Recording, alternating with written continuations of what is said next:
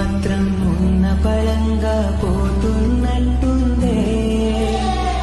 కిరి దిక్కిరి చేసే బాధే